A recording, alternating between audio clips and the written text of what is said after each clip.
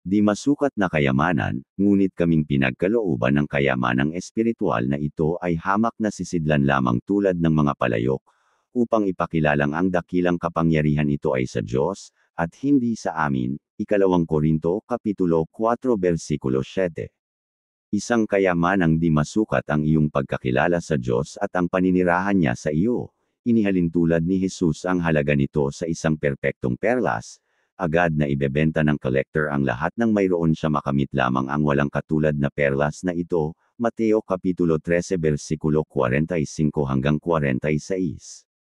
Ang iyong kaugnayan sa Diyos ang sobrang nagpapamahal sa halaga ng iyong buhay, nakalaan sa iyo ang mga yaman ng karunungan at kaalaman ng Diyos sa pamamagitan ni Kristo.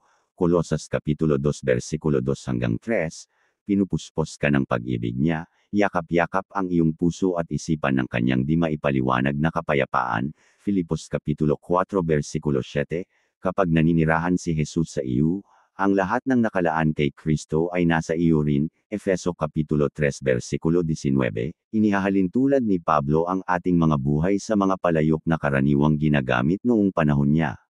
Ang laman ng mga palayok, hindi ang mga palayok mismo ang nagkakahalaga ng mahal. Marurupok ang mga palayok, maaring mabasag, at magkapira-piraso sa paglipas ng panahon, ngunit walang pumapansin sa lalagyan, mas interesado sila sa nilalaman nito. Sinabi ni Pablo na ang ating kahangahangang kayamanan ay yaong inilagay ng Diyos sa atin.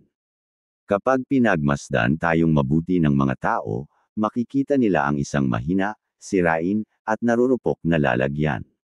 Walang nanggaling sa ating laman na karapat-dapat purihin. Ang ating mga katawan ay tumatanda at nauubusan ng lakas. 2 Korinto Kapitulo 4 Versikulo 16.